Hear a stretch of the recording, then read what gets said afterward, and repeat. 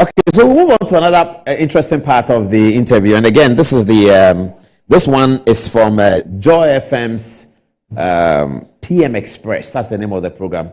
I've been told in the studio that I interchange Point of View for PM Express. Point of View is the program that is led by City FM's fantastic Bernard Avle, and Joy FM's program is PM Express, and is usually led by Evans Mensah, formerly of Aquinas Secondary School. Okay, Evans is a good guy, isn't he? Now, Evans, then, we are picking this also from the Joy FM one. This is Joy FM's PM Express. Evans then tried to, step on the pedal a little bit and try and press hard into Alan Kyerematen's emotions and his mental relationship with the NPP as it is today. He was talking about discussing Alan Kyerematen's role as a trade minister within the context of the Akufo-Addo government. Have a look. See what happened.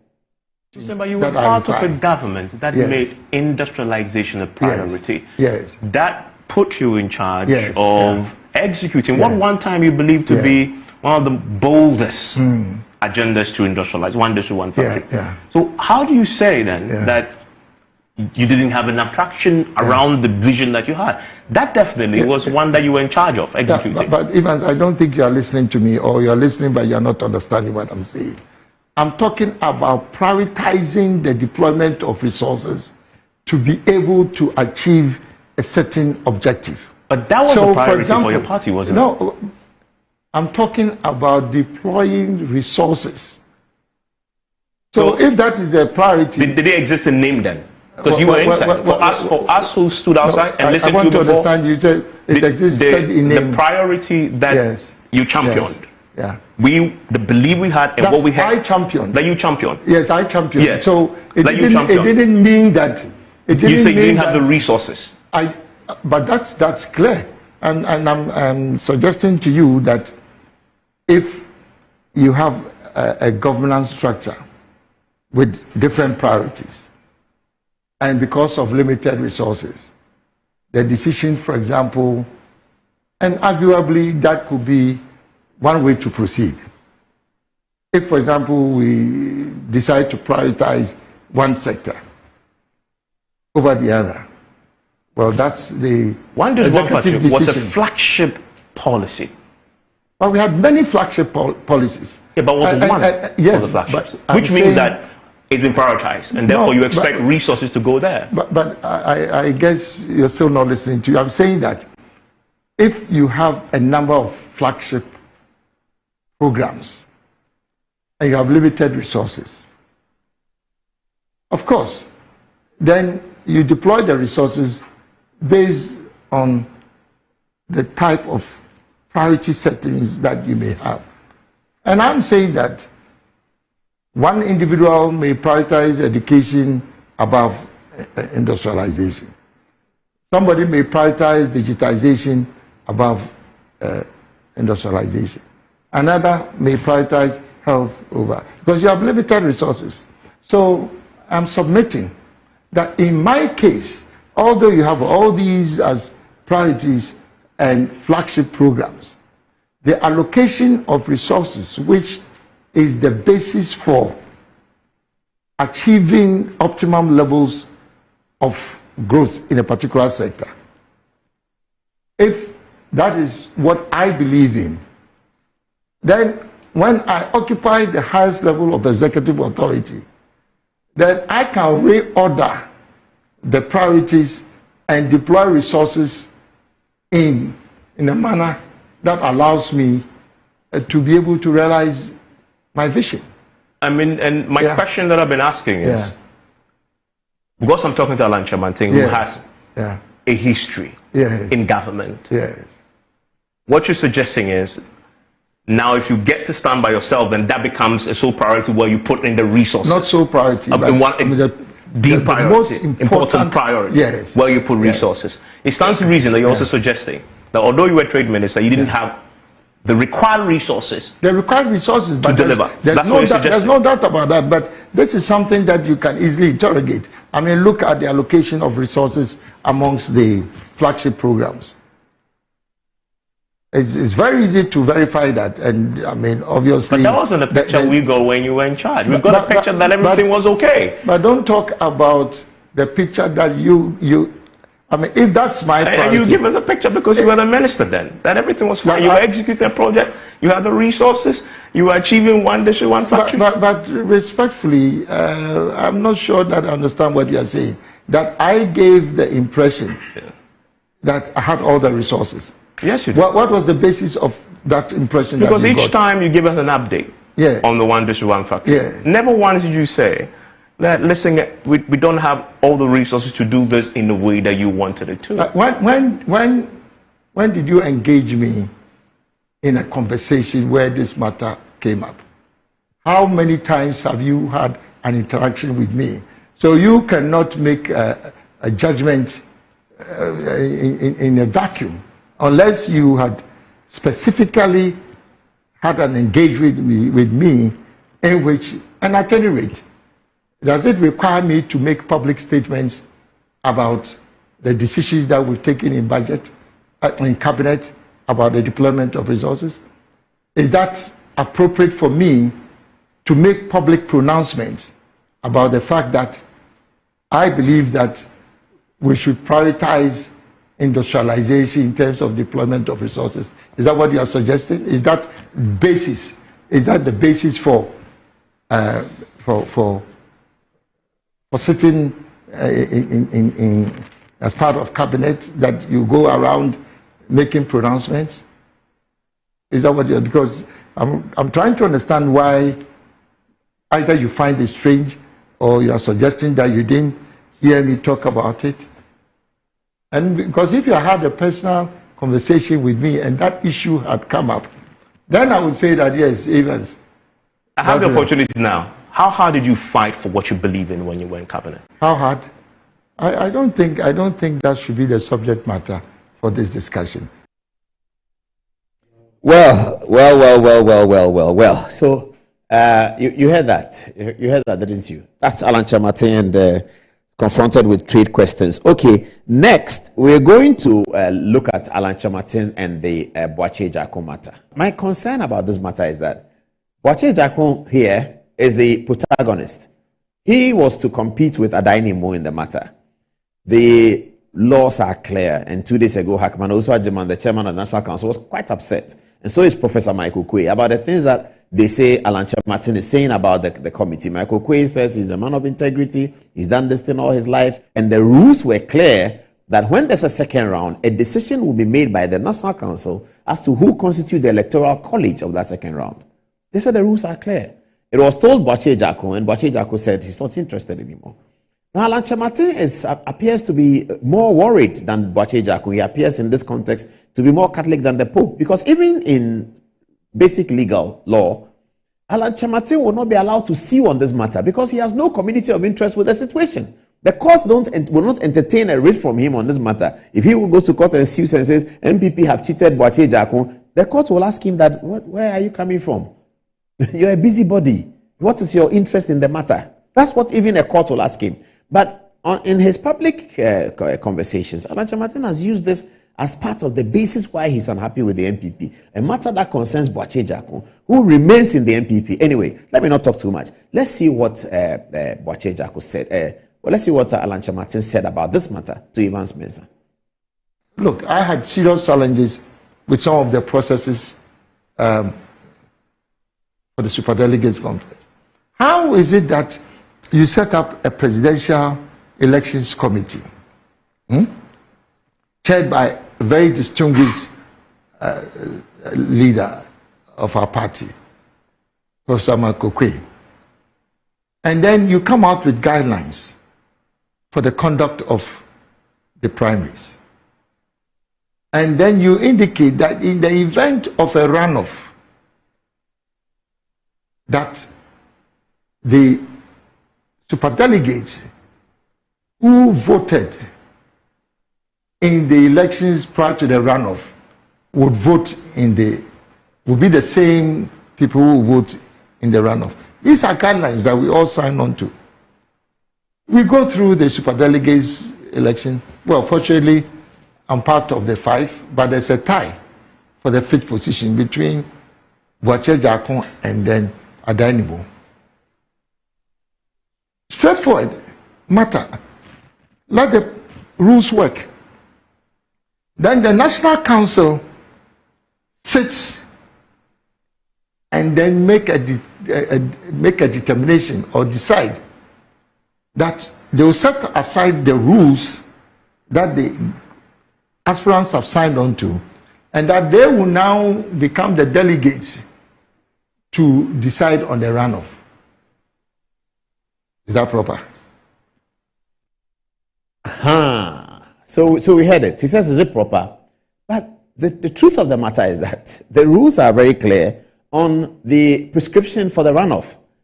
Who constitutes the electoral college in the runoff appears to be allowed, the rules appear to allow Michael Kwei's committee, the elections committee, to make that determination. The electoral college that is predetermined, prescribed and written down is the 900 or 800 and something that voted for the 5.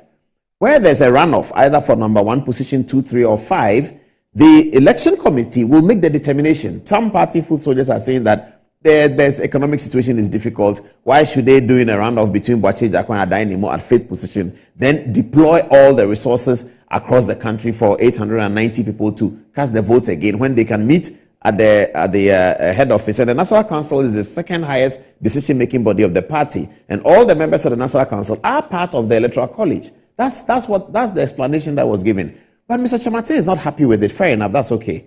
But Boakye Jakon is the man in charge of this matter, and you heard Mr. Kyerematen. This is the complaint of Mr. Kyerematen's team that I can't associate with. Something that concerns 2 people. Both of them are happy with it, but you are not happy with it. It concerns Adainibo and Boakye Jakon. Adainibo is going through because Boakye Jakon withdrew from the contest. Both of them are happy with it. Well, they may not be happy, but both of them have kept their cool and stayed in the party and continued with the process. But Mr. Kyerematen, who is outside, who is one of the 5, says that because of this thing that happened is one of the reasons why I'm leaving the party. That part I really cannot reconcile with. That, as I already said, even if Mr. Kyerematen takes out a writ to sue, the court will ask him for his locus, and he will be found wanting. Whether he can properly form himself as a party to a legal action of this matter, that involves Boakye Jakon and Adainibo and the National Council and the MPP party. I really don't know. I'm not sure. I don't know. Well, unless maybe he sues that he's an MPP member and that the party's constitution was being violated, that he may be able to sue. But I'm not sure whether anything outside that will work for him to be able to take legal action. Anyway, well, this is what Boakye Jakon himself had to say after journalists spoke to him after the event. This is what he said. My party, right or wrong, I stand by you. My party, right or wrong, I stand by you. That does not mean your party will not do you wrong. But your party does you wrong, you still stand by your party. Criticize your party inside, not outside. Sort our matters inside, not outside. Well, he said his party right or wrong, he stands by his party. It doesn't mean the party will not do you wrong, but it just means that you have to learn to stand by your party. Right or wrong. Okay, so that's the first part of the Alan Kyerematen files. I'm sure that you're enjoying the show. Let's take a short break because we don't want the break to come in later on when we get very busy on the highway. Let's take a short break right now, and then we'll come back and continue with the rest of the Alan Kyerematen discussions. And I have something to say about Oliver Vomaho and Kandapa's issue. We'll deal with that as well. We'll be right back.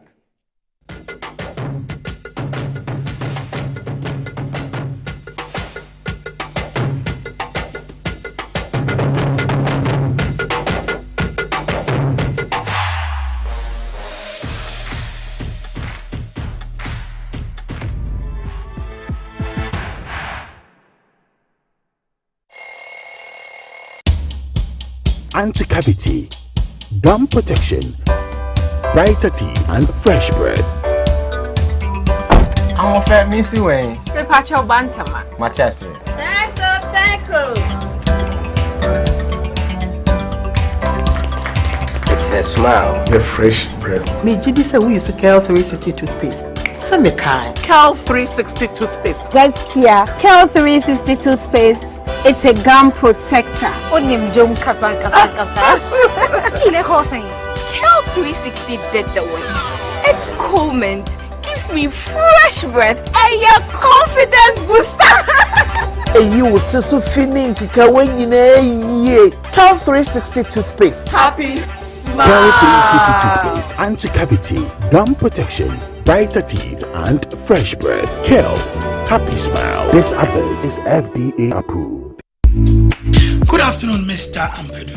Good afternoon, Mr. San. How is business doing? My business is collapsing. Why is your business collapsing? I sold my products and services to my clients on credit, and my debtors are not paying their debts. Have you heard of Rosic Consult Limited, a debt recovery company operating in all the 16 regions of Ghana? Not at all. Mr. Ampedu, all you need to do is to contact them on their customer service line.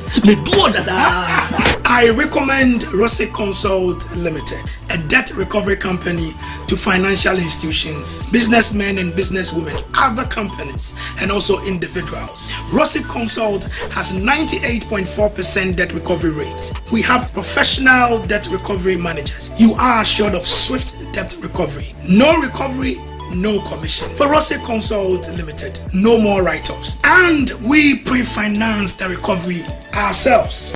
Inside Black Star Press Limited, grow inside the invective minds, evolving concepts, and the creative trends. The printing press you need now. Witness the beauty, diversity, and natural wonder with our works. Inside Black Star Press Limited, in association with Lionhead Group of Companies. Call us now on 0200-880-000 for all your print works. Black Star Press Limited, a worldwide reputation for quality printing. Enjoy the fruits of your labor, they say. But as humans, aging and physical infirmity stands our way of enjoying our mansions and homes. It often becomes challenging, if not impossible, to use our stairways day in, day out. With portable American pneumatic vacuum elevators, PVs, you are assured of unlimited enjoyment of your mansions and homes. It's a self-supported elevator for vertical movement of humans and goods at homes and offices. The original comes in 3 custom-made models with wheelchair accessibility. Call it luxury, but it's a necessary imperative for vertical mobility. Do not let aging or infirmity limit you. Get one for your easy vertical mobility at home. It's affordable and can be installed in just 3 days without modification to your existing building. It's however easier to incorporate it at the construction stage. We also have traditional Fuji elevators and escalators for your high-rise buildings and malls. Visit Lifts and Elevators Company Limited at Sakumono for your elevators nationwide. For free consultation to call or WhatsApp us on 0200-535-515. Lifts and Elevators, the elevator people. In life, choice is good, but choice plus safety is way better. Your safety and comfort is paramount. Under the cylinder recirculation model, you can buy LPG in a safe environment. All cylinders are inspected and maintained to the best safety standards, so your safety is assured. Just take your empty cylinder to the nearest exchange point and swap it for a filled cylinder. Different cylinder sizes will be available to meet your pocket size. Imagine cooking in a smoke-free environment. This will improve the health and well-being of you and your family. Choose LPG in a safer model of distribution. Cylinder recirculation model. Securing your safety, creating more jobs. A message from the National Petroleum Authority under the patronage of the Ministry of Energy. Betway is your gateway to a theme park full of gaming excitement. A whirlpool of wonder where your favorite games come to life. Where you can take to the skies with max payouts that reach into the millions.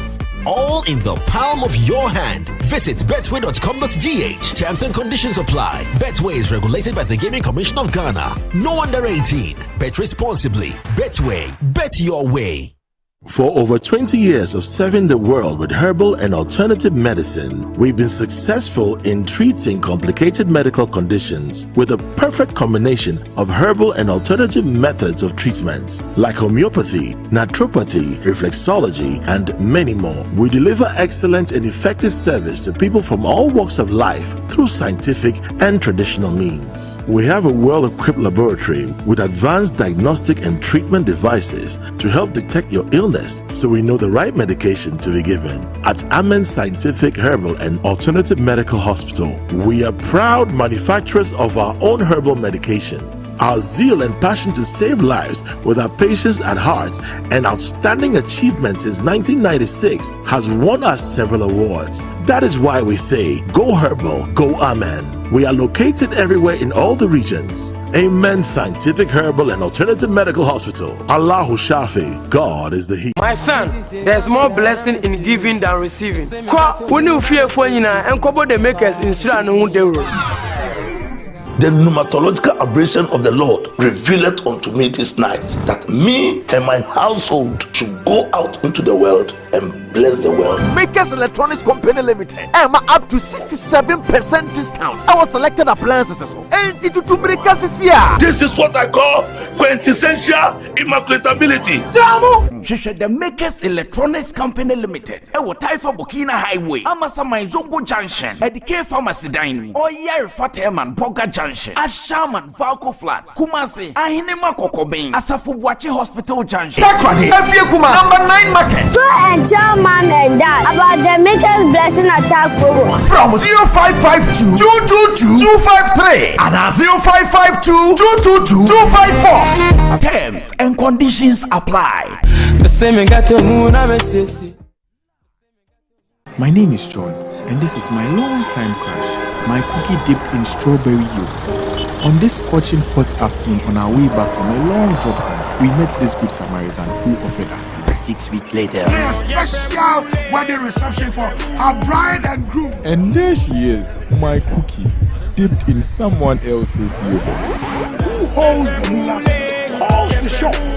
Play game by games, the easiest lottery to play and win. Pick 4 numbers from 0 to 9 up to 3 times daily to become one of our daily lucky winners. Dial *946# to play now, or you can also play online at www.gamepackgames.com. Game Park is regulated by the National Lottery Authority. Anti-cavity, gum protection, brighter teeth, and fresh bread. I'm a fat missy way. Repacho Bantama. Machasi.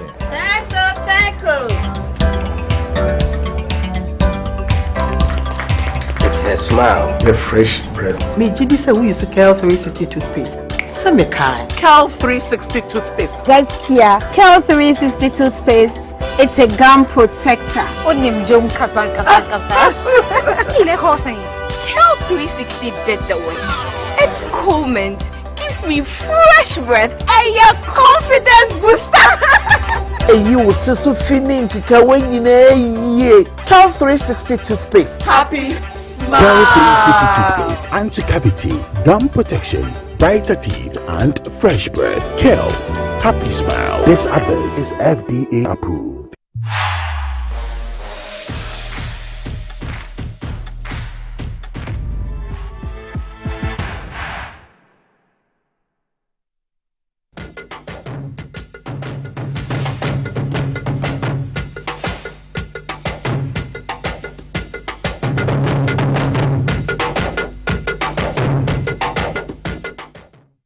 Welcome back from the break, and thank you very much for your time. So we didn't get an interview with Alan Kyerematen yesterday.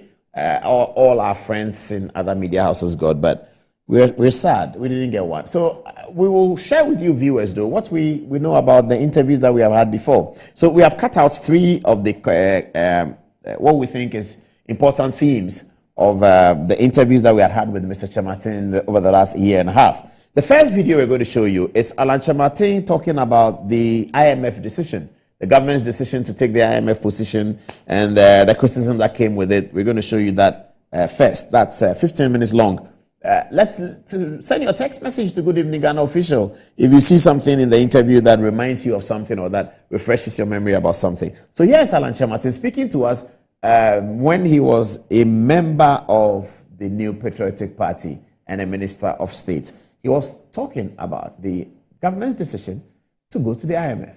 The big story in Ghana today is that the New Patriotic Party government, after claiming that they would not succumb to an IMF program, has finally done so. Last week, Friday, an announcement came, and apparently you people in cabinet knew that on Thursday, but the rest of the country got to find out on Friday that Ghana has accessed an IMF program. You sit in the cabinet, you are a trade minister. What do you make of this? Thank you, Paul. Paul, I believe that we need to start this conversation by acknowledging a few fundamental facts. First is that yes, currently our country is confronted with some very serious economic challenges, which have been primarily occasioned and driven by the combined effect of the COVID-19 pandemic, as well as the Russian-Ukraine conflict. So this is a fact that we cannot run away from. Secondly, going to the IMF for support ought not to be seen as a negative policy choice.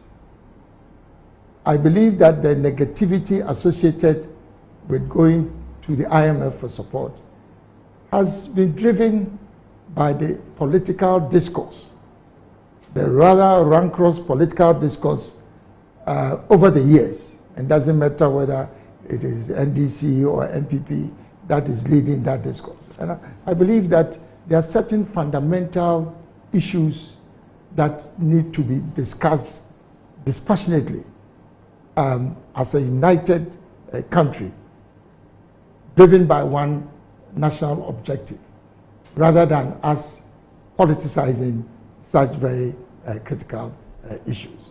Because the real fact is that the IMF is just a global bank.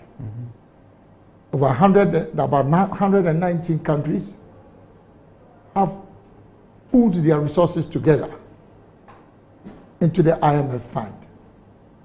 And one of the benefits of being part of this pool is that any time that you want to have the benefit of support, either through a loan facility or some technical assistance support to guide you in the management of your economy, that benefit is available to you because you are part of the shareholders, as it were, of the bank. And so actually not taking advantage of the bank, of the fund, is in itself something that I would say you would be denying yourself of. So there ought not to be any negativity surrounding this. But part of the negativity conversation has also been driven by what is generally perceived to be the conditionalities associated with going for IMF support. The third fact is that over 100 countries out of the 190 member states that drive the bank, the fund, have at one point of time or the other in the last year or two have had to seek some form of IMF support and assistance. So this is not about Ghana. It's about the world and the impact of the COVID pandemic and recently also of the Ukraine conflict. And the fourth point is that the circumstances that would lead a particular country to the IMF for support would differ from another country. So it is clear that what drove the NDC in 2015 to the fund for support is quite different from what has driven the government now to go to the IMF. And I thought that it was important that we acknowledge these fundamental facts that would allow us to have a decent conversation about but the government has done a U-turn because government said we are not going to IMF. Then a month later they say we are going to IMF. People are worried about that. Yes, that's part of what we should avoid. Whether it is an MPP official or NDC official that would have given such an opinion at one point or the other, it ought not to be part of our conversation now. If, for example, a particular official makes a judgment at a point in time about whether we'll go to IMF or not, I think it would be appropriate for that particular individual to explain and give a sense of what underpinned that statement. But I am hoping that we can go beyond those political conversations, and focus on the fact that yes, Ghana has taken a decision to go to the fund. So how do we recalibrate what we have been doing before and ensure that we take advantage of what we are entitled to be able to get us out of the economic dilemma that we find ourselves in. We need to understand this, but maybe... So you don't agree that yes. People say, well, IMF is IMF, NDC IMF, NPP IMF, it's all IMF. It just shows that the economic situation is dire, that the economic situation is terrible, very, very bad. Is that not what it is? Well, there are different reasons why different countries will go to the IMF. And when you go to the IMF, depending on the challenge that confronts you, which takes you to the IMF, there are different packages of support that is provided by the fund. So, for example, there are countries that go to the IMF for what is generally described as a GRA, a General Reserve Account. Mm-hmm. And that is a non-concessional funding facility that supports countries, low-income countries, when they are facing balance of payment challenges. Then you could also access what is called the growth poverty reduction and growth trust. Poverty reduction and growth trust. Now, that is a concessional lending facility that is also provided to member states of the fund to support the same balance of payment disequilibrium. Mm-hmm. But then there is also another package that is called the Extended Credit Facility. Mm-hmm. And that is the package that the NDC sought in 2015. And that normally is provided to countries that have been facing systematic and protracted balance of payment disequilibrium.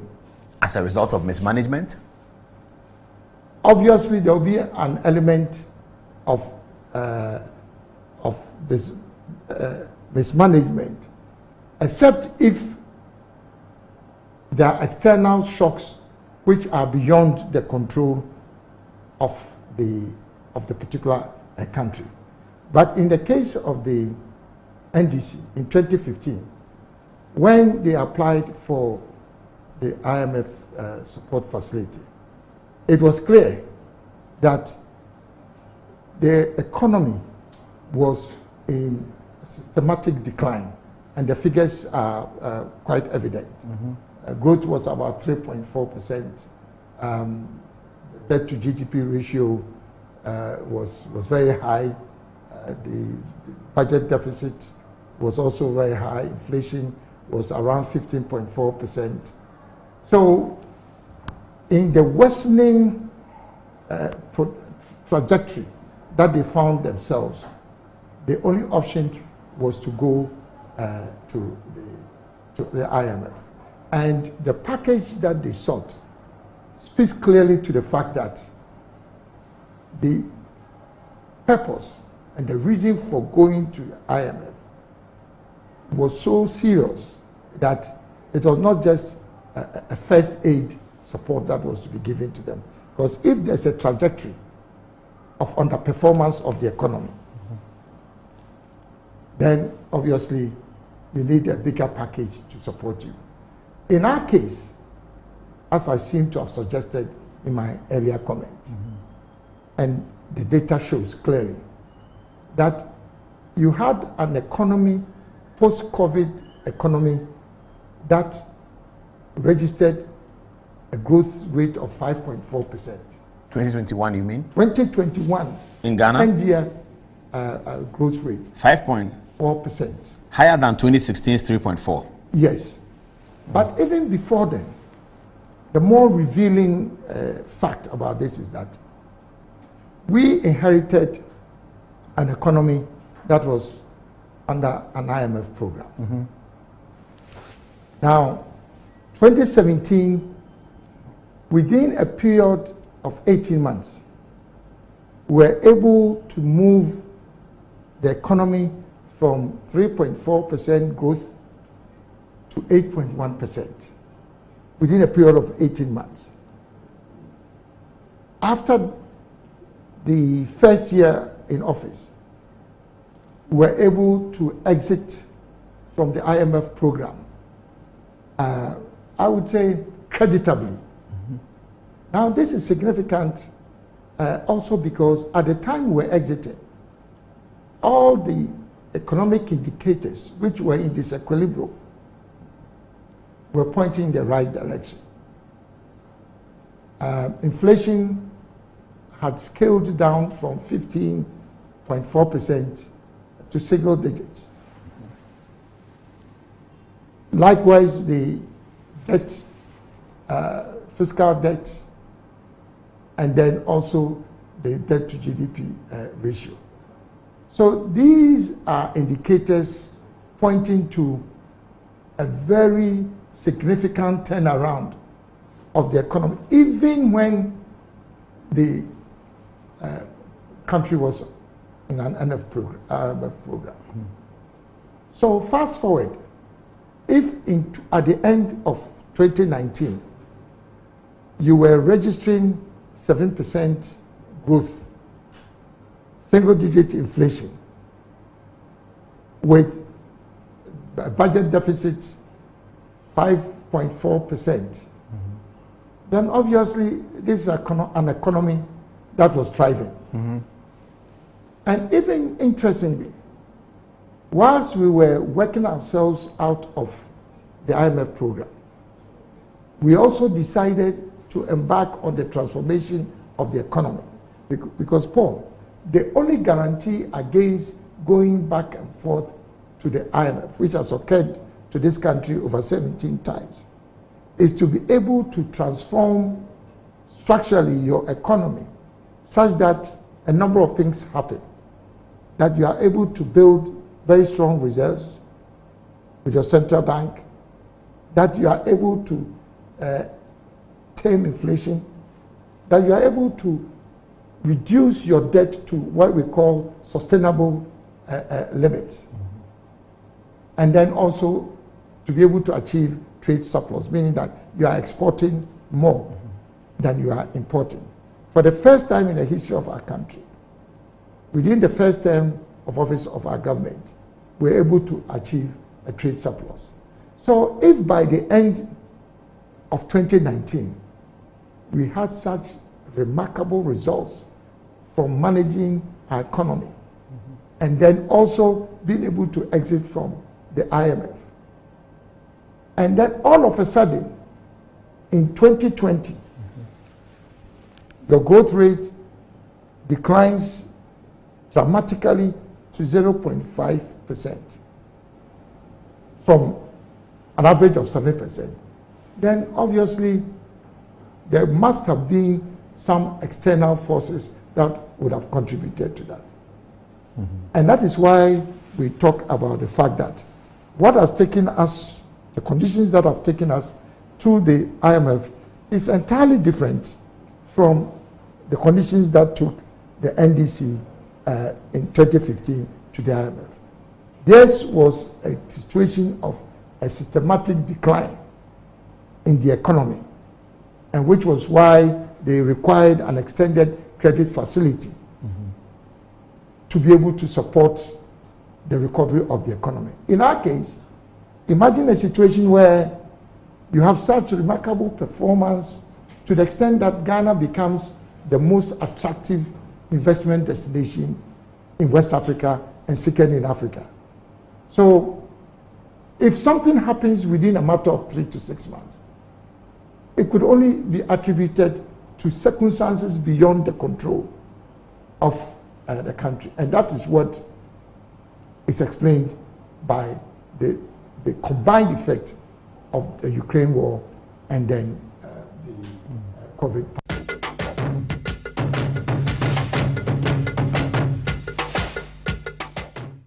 Well, we heard him. So make your case for or against what he said and the circumstances now. I don't know what you make of it, but please make something of it. Next video that we've selected for you is Alan Kyerematen on the MPP achievements. I also asked him a question about the issues about corruption that the opponents of the MPP were heaping on the MPP as a charge. He spoke about that. That's 11 minutes long.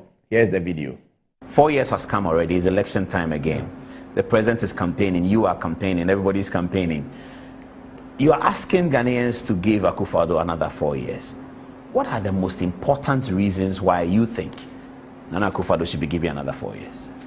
Paul, when you are a government in power seeking for re-election, there are 3 key considerations that will drive the judgment and the decisions of voters. Number 1, what did you promise you would do if power was given to you?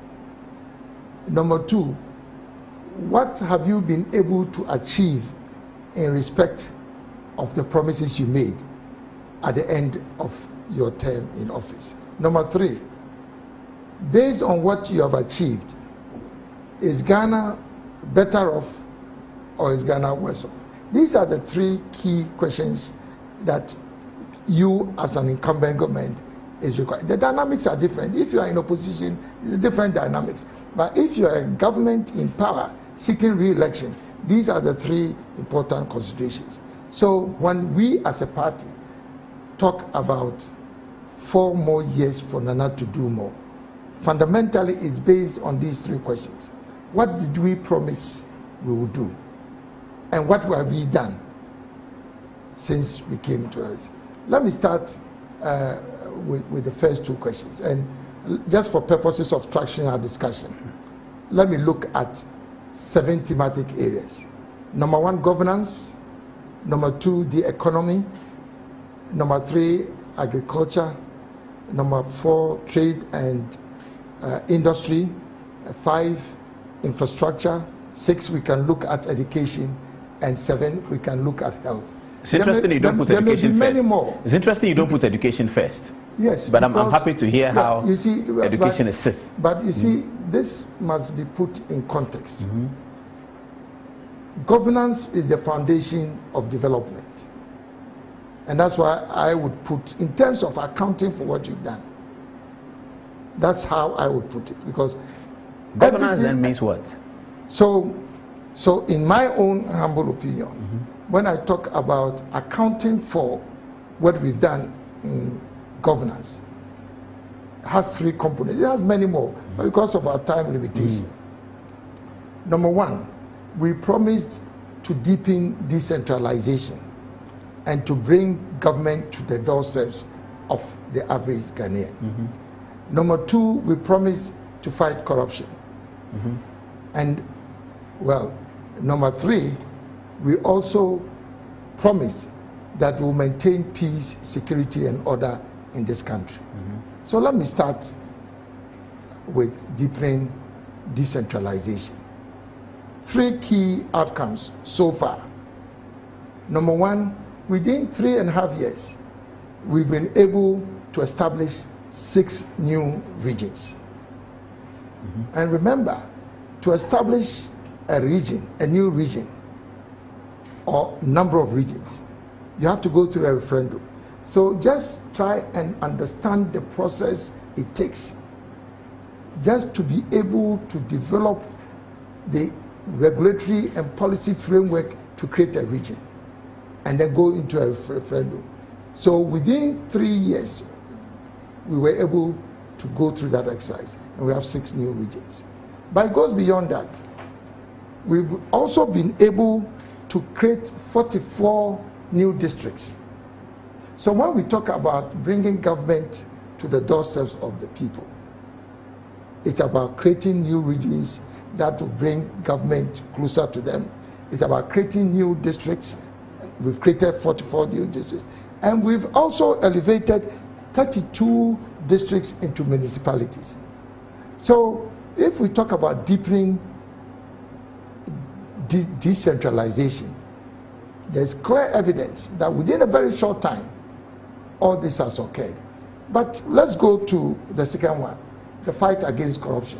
Let's stay on the first one for a very while. Well. Okay. Well, how does that bring food to anyone? You've created 6 more regions. So you have OT region, you have Western North, you have Savannah, and you have Northeast. Okay, so Paul, let's try and stay on course as to the logic behind what I'm saying. Yeah, I get that. I'm saying that, number one, we promised to deepen our governance. And that has been achieved by these things. By these things. So we don't even need to escalate the conversation to does that put food on the stove? Because we are talking now about accounting for what you promised to do. Because that's the only basis you can ask for more time. Yes. Or more years. But in terms of bringing government closer to the people, we have created new regions and giving people their own governance platform within their locality. Yes. So from there they can churn out what they want. Absolutely. And they can it all leads on to what you are asking about. Okay, to getting them closer to the national cake. Yes. So that's governance. Okay, fair enough. The fight against corruption. We've always maintained that to sustain any effort at fighting corruption, you have to create institutions that are designed to deal with corruption.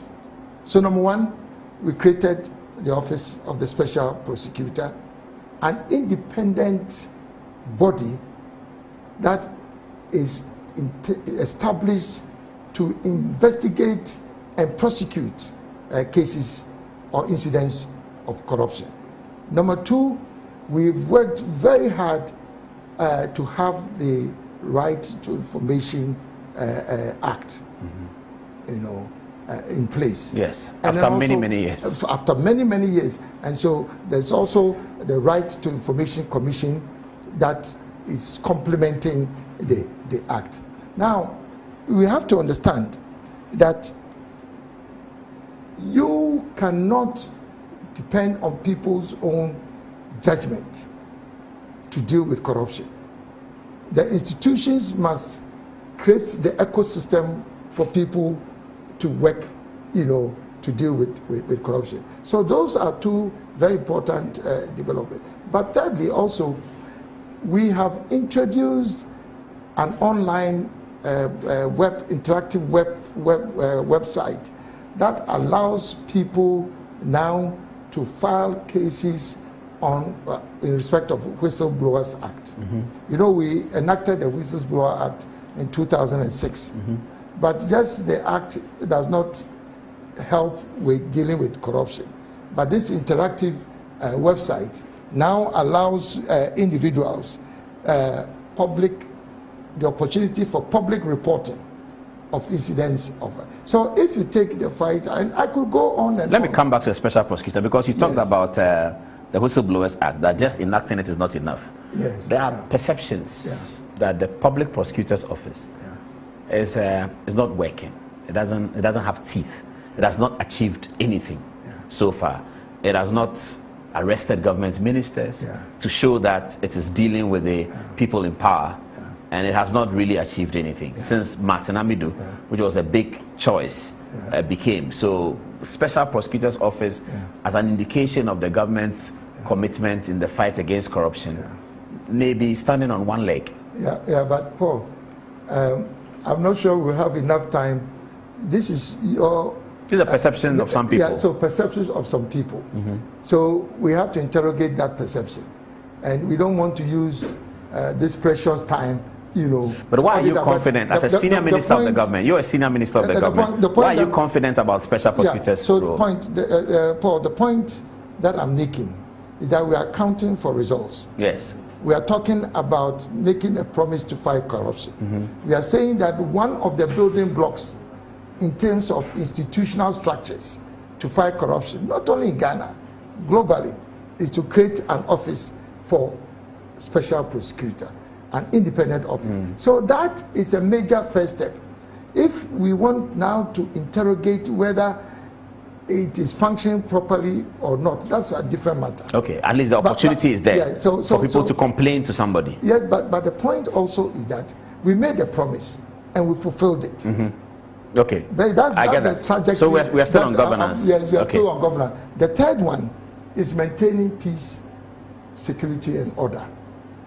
Now, you know, the Dagbon crisis for many years had been one of the most intractable, I would say, crisis in our country, which had the potential of being extended to other communities. Now, let's look back on how, as a country, we've struggled with dealing with this Dagbon crisis. It took a president 2 years working with the eminent chiefs, Tumfo, the Nairi, and then Yagbonra. Now, these eminent chiefs, working together with the president and his team, within 2 years, have been able to turn Dagbon around to the extent that now Dagbon is at peace. How can you ignore that when you are talking about accounting for results in governance? For me, I think that number two, if you look at our sub-region, the ECOWAS region, you know what is going on around us in the Sahelian countries. For us to have been able to re-equip our security forces, armed forces, the immigration, the police, even the fire service, not only for the purposes of fighting crime, but also dealing with external threats within a region that has the potential for destabilization. This could not happen by chance. And that, I think, is a record that we are proud of. But we are also proud of the fact that for once in our country, we now have a national identification system that has been established.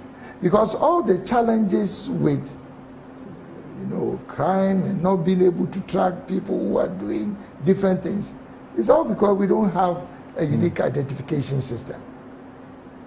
So, and I said, if we had time, I could go on. So just in the area of governance, I've given you three things.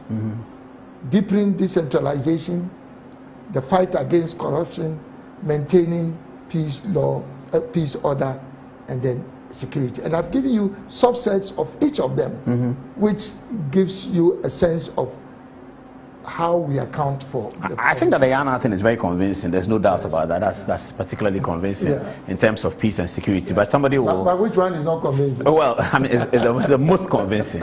Somebody will chuckle that, well, I mean, Alan Kyerematen can say all he wants. Is it not the same people who created the Yana conflict? It is them. They created it. So if they are solving it, why should we clap for them? Somebody will just, an opposition member will just chuckle and say that, oh, don't worry about it. As I said, we want to use this precious time to deal with facts. Okay, so the point I'm making is that promises made. We said we'll do this. Yes. And your analysis and your evidence is that we have done it. Yes. Okay, that's governance. Yes. I'm sure the viewers will score you how they will score you.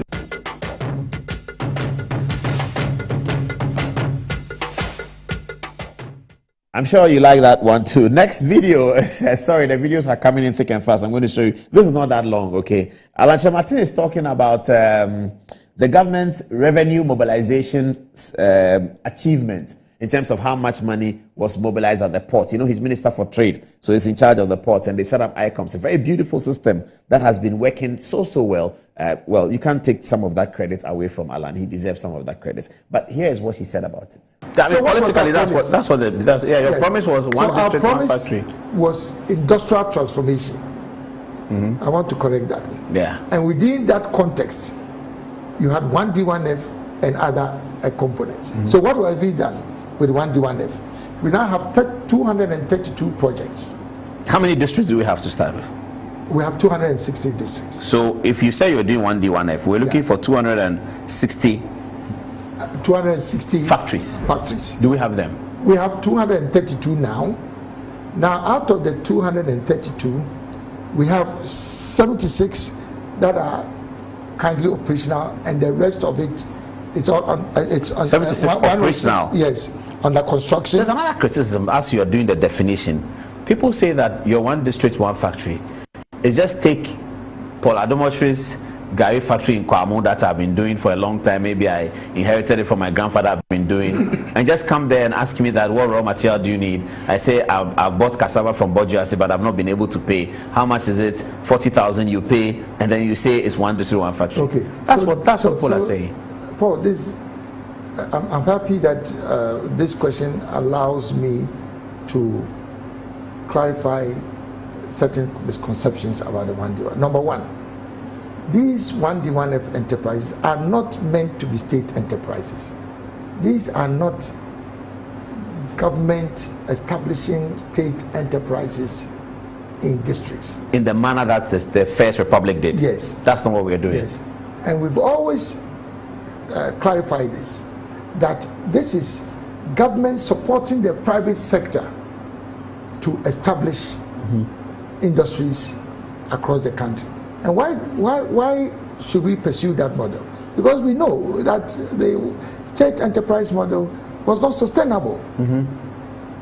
And we have to depoliticize industrialization.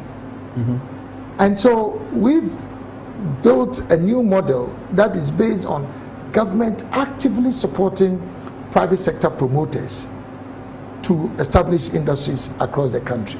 So government doesn't take shares in it? So I'm coming. Now, our opponents talk about, but this is an existing company. Yes. So because it's an existing company and it is in a district, you will leave that and go and support another person to create a new enterprise, even though that existing enterprise, with a little bit of support from government, has the capacity to achieve the same objective. So it's very simple.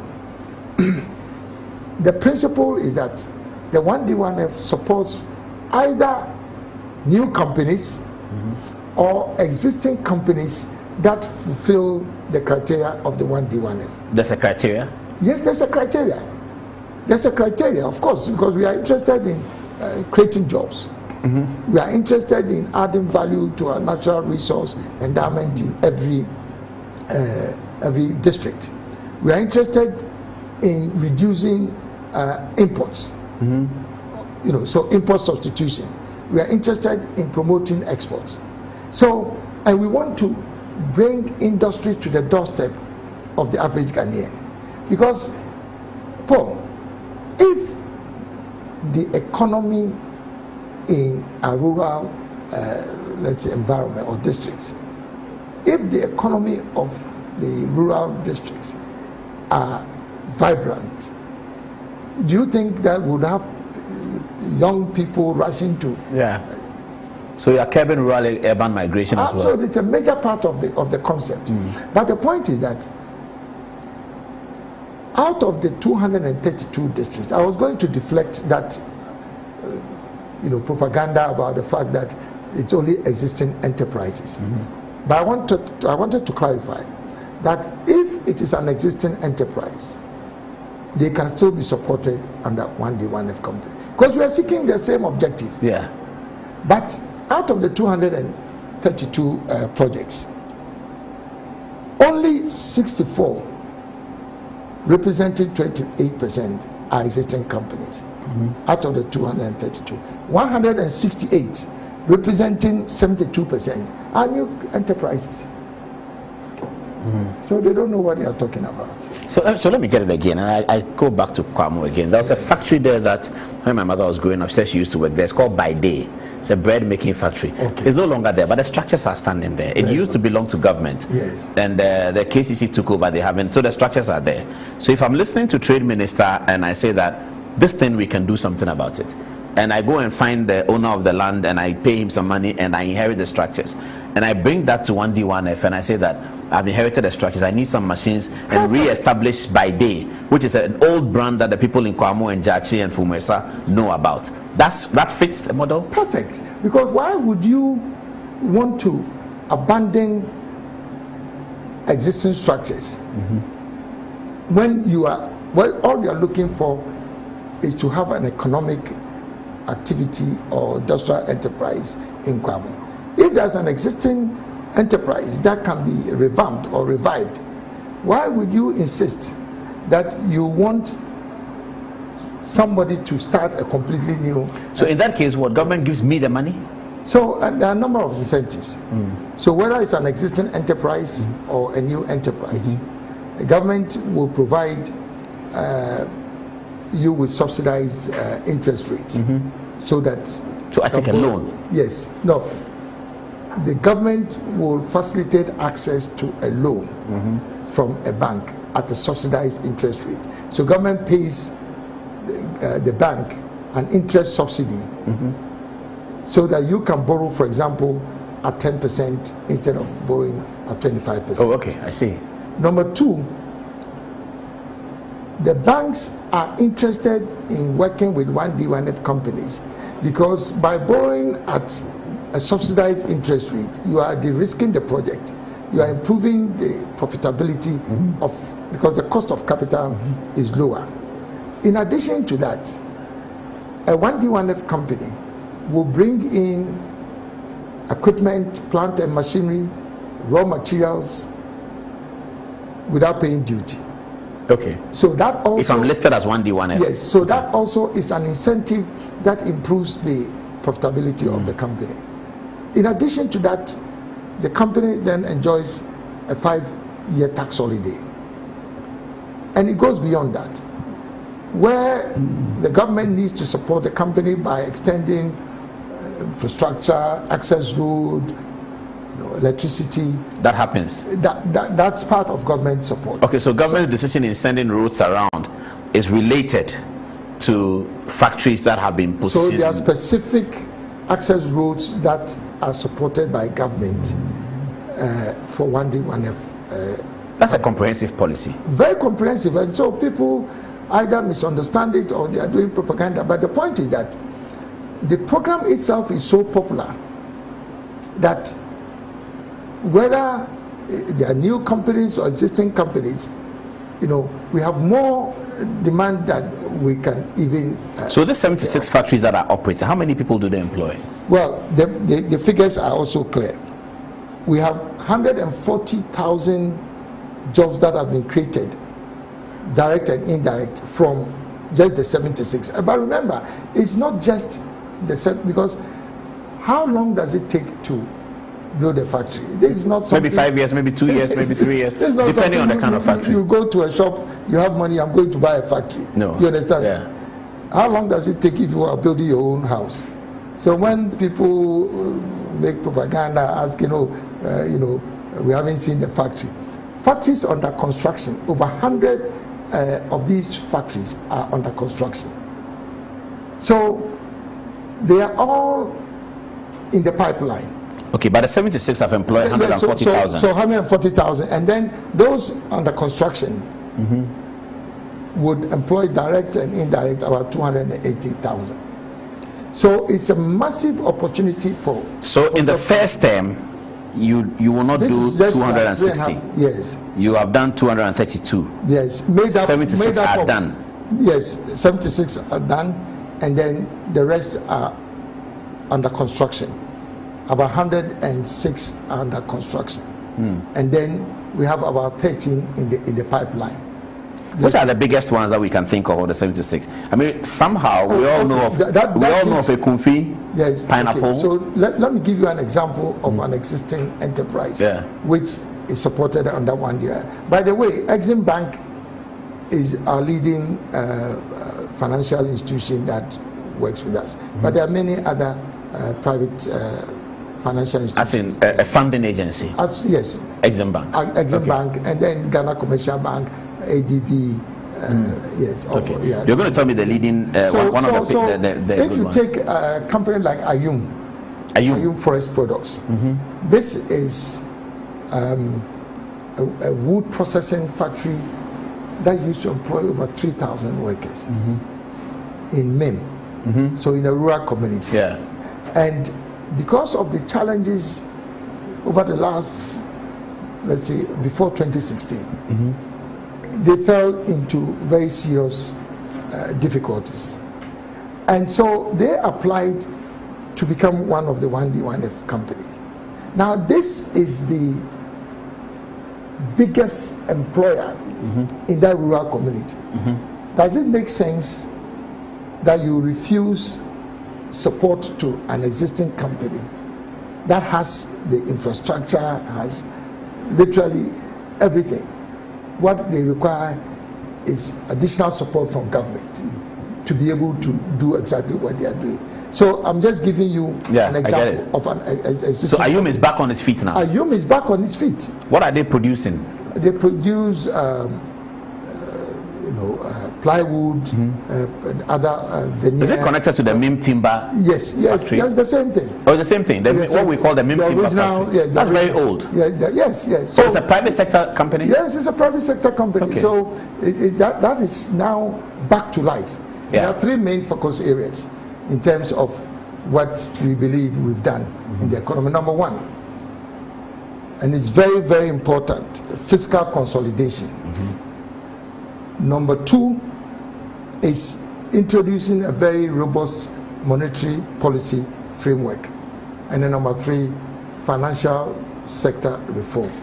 Now these are the three pillars, and many more, three key pillars of what we promised to do and what we've done. So let's start with fiscal consolidation.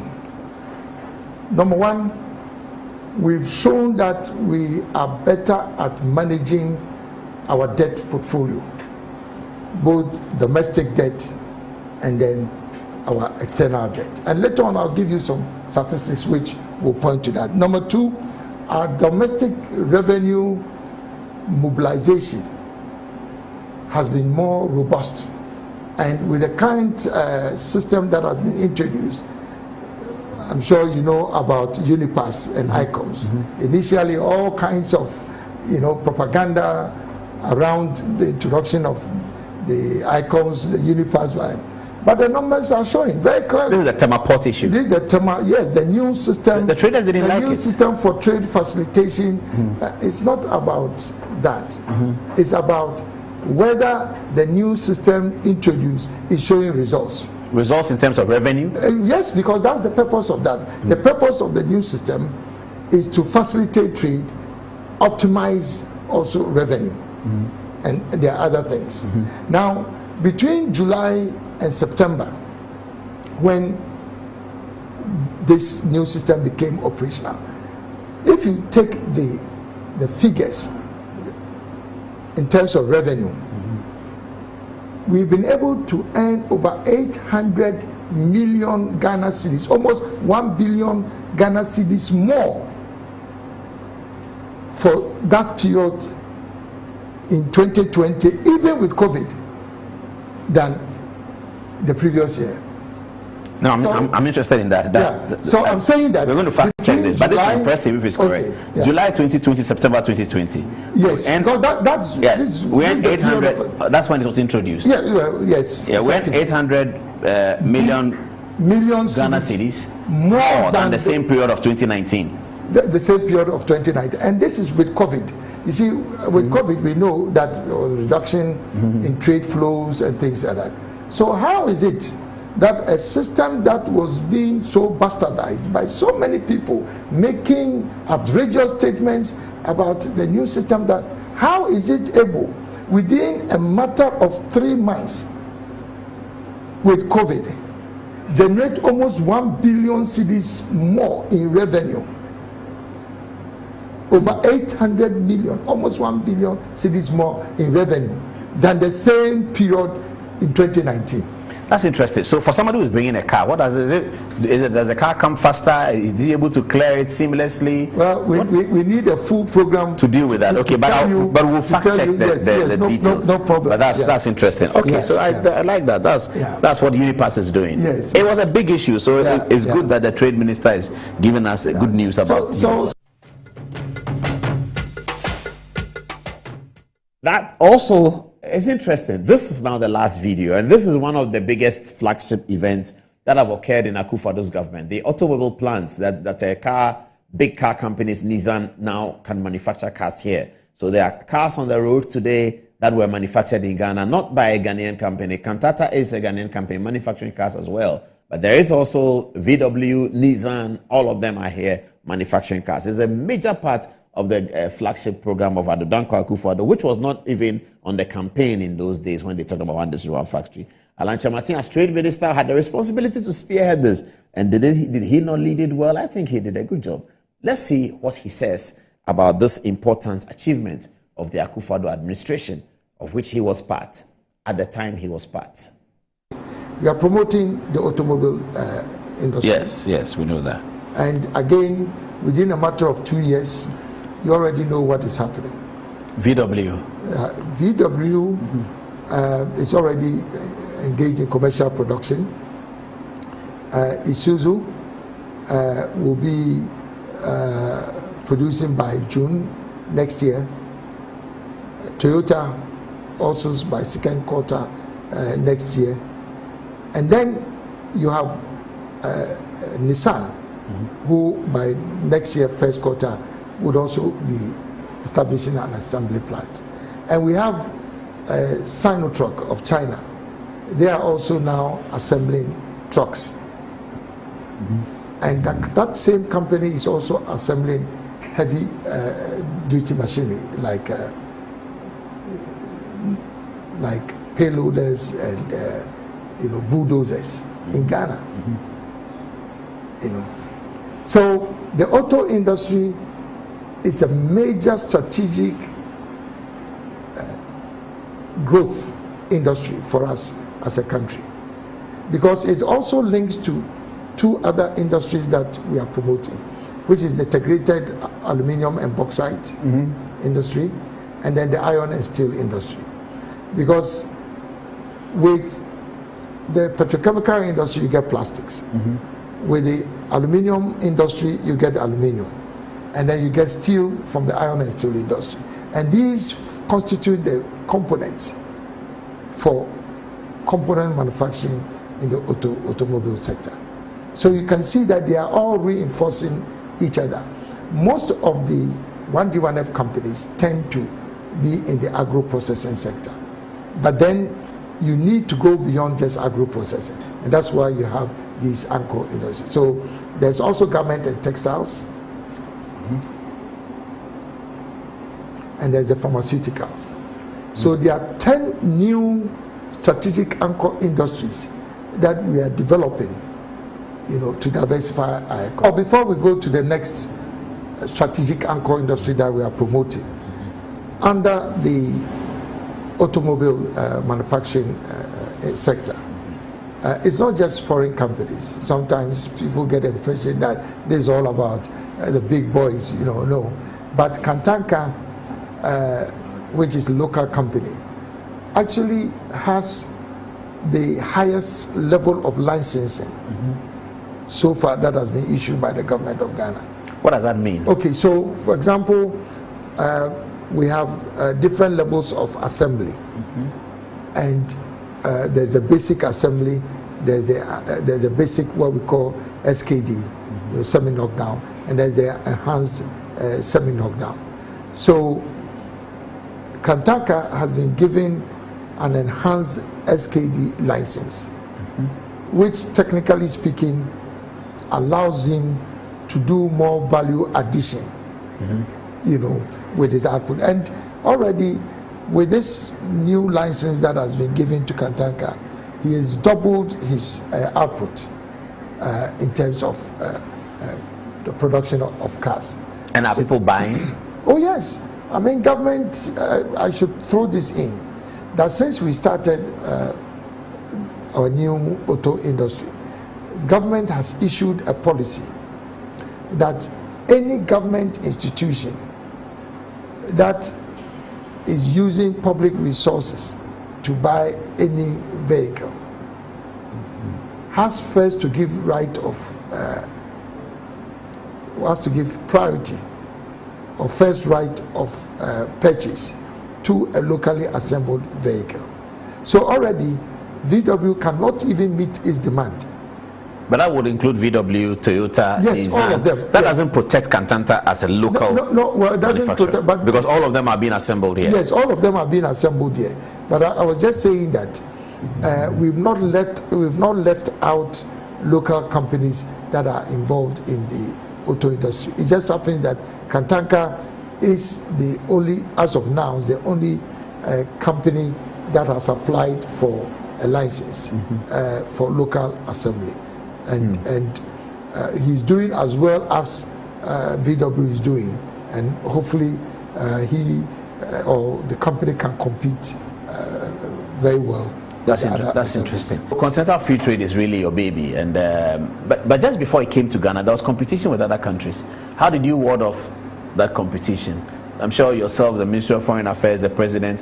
How did you ward off competition from, say, Egypt, South Africa? Egypt, actually, South Africa was not a candidate. By the way, 7 other competing countries. But what I would say is that under the leadership of His Excellency the President, we mounted a very aggressive campaign. First, because the quality of our bid was very high, and then also we made sure that we had a very strong narrative, that was supporting Ghana's bid to become the secretariat for the AFCFTA. And we made sure that we taught almost the whole continent, at the highest level, the heads of states. And it was not just myself, it was a number of my colleagues, ministers, different people going to different countries. Otumfuo Asantehene was personally involved. Ex-President Rawlings, J.J. Rawlings, was very much involved. He himself went on one of these visits to lobby for Ghana. Oh yes, absolutely. Well, that's very patriotic. Yes. And President Kufuor also played a role. So it was a massive campaign, and I believe that we won on merit. But what do we hope to make out of this? But what does it mean? What is continental free trade? What does it mean? By being able now to have the opportunity of hosting the AFCFTA Secretariat, just by logical extension, we are now growing Ghana to become the new commercial capital for Africa. And the opportunity for trade and investment and the relocation of the headquarters of major companies, the impact on employment and putting our name on the global radar, because this is the biggest project to have happened on our continent, since the formation of the OAU in the 60s. And so it's not just a question of drawing attention to Ghana as a capital. We are also leveraging that opportunity to make sure that we have a national program of action to support companies to take advantage of the AFCFTA. So just 2 days ago, we had the opportunity of bringing together a number of companies and other institutions, and the whole idea was to introduce to the Ghanaian private sector in particular our national program of action that will support them to take advantage of the AFCFTA. So this is a game changer. Is it a platform? Is it goods and services? Okay. What is it? So the let me explain a little bit. The African Continental Free Trade Agreement has 4 components. So there's a framework agreement that establishes the objective, the guiding principles, all the things that would guide in principle will guide the free trade area. But then we've also negotiated a protocol on trade in goods, meaning that all the requirements to regulate trade from one country in Africa to the other, that is all contained in the protocol on trade in goods. And it has annexes that will deal with rules of origin, non-tariff barriers, technical barriers to trade, all the technical. So this is African country to another African country? Yes, this is African. So right now, if I want to go to South Africa to go and buy a shoe, yes, I just go and buy it. What's this continental free trade going to do? Yes, so okay. So the continental free trade area removes tariffs on goods that will be exported from Ghana to South Africa and vice versa. So the countries that are currently that will be trading in the free trade area will be able to export their goods duty-free, quota-free to any part of Africa. So if I sell what they call FOS, used clothing, yes, then I go to South Africa where shops are disengaging with their clothes because they are old and they are getting it out. And I go and buy it in bales. Before continental free trade, I will pay tariffs when it comes to the port or to the airport. Yes. But now I won't pay anything. Yes, but remember you are talking about used clothing. Yes. Now that's where the technical details come in, the protocols I was talking about. So under the rules of origin, there's what you would describe as material that would go into the production of the goods that you are exporting. You know, so certain percentage of raw material input has been defined for any product to qualify to be exported duty-free under the free trade agreement. Otherwise, somebody would import goods from China and let's say sell it into our territory and then re-export it back to China or back to the rest of the world. Let's say you import goods from China into Ghana and you now want to export those goods to South Africa under the agreement. Under the agreement, because now you are exporting it from Ghana to South Africa, but the raw material or the components for manufacturing that product will not qualify under the rules of origin. So we want origin. So, matters that originated from Ghana, material created from Ghana. Yes. So if I am a Banaman and I make clothes in Ghana, that qualifies under continental free trade agreement. But then you are allowed a certain percentage of material that does not originate. Okay, to be part of it. To be part of it. Because I need some raw materials that I can't find here. That you can't find here. So all those details are specified in the trade protocol and the rules of origin.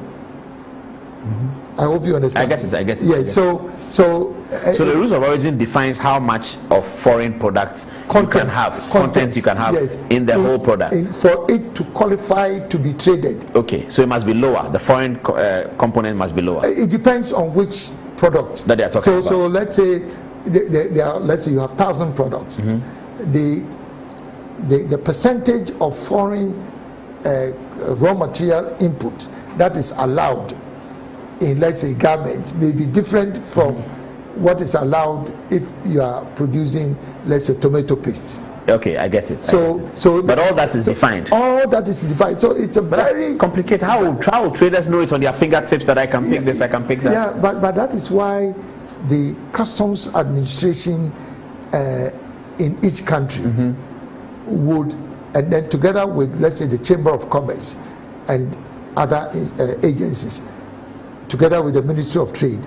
So all these are specified. What advantage does it give me still if I'm producing in Ghana, selling in Nigeria without tariffs? What advantage does it give me? You become more competitive. Let's say, for example. So my prices in Nigeria will be lower. Yeah, because the goods that are your goods that are imported from Ghana into Nigeria will be cheaper. Will be cheaper than the one imported from London to Nigeria. Yes, because there's no duty on the goods you import from Ghana. Okay. But it will compete against goods from London, which would attract. So that is encouraging global companies who want to trade in all of Africa to locate in one African country. Voila. I think that's the catch. Yeah, but that's a big one. It's a major. That's a big one. It is the most important stimulus for attracting investments into Africa. You see, because before the after,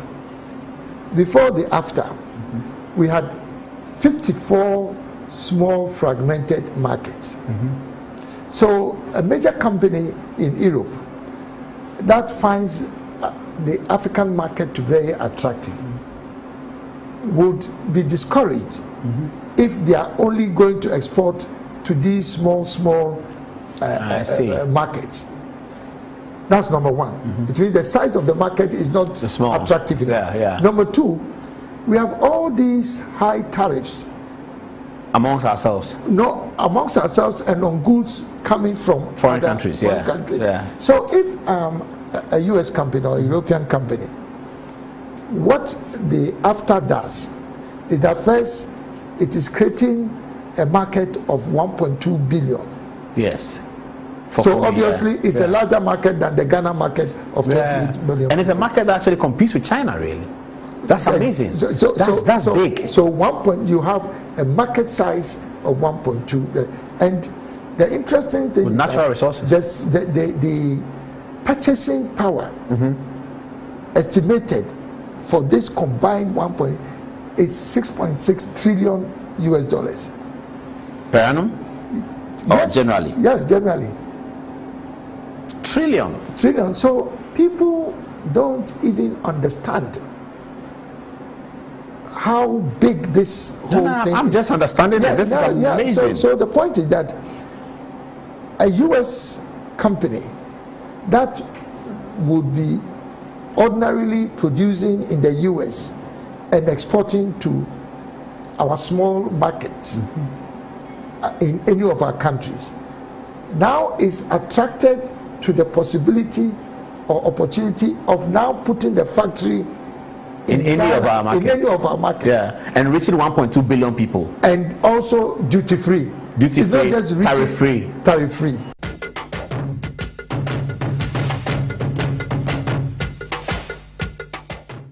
Wow. Okay, so we're on the highway again. We are going back to the touch screen soon because we have some matters to discuss. Before then, though, get a text message still coming in. Michael Angelo will lead you in the text messages because I will take a break. But here's our second break. After that, meet us on the touch screen. We are showing you the new fight between Voma Hobaka and Albert Kandapa. After the break.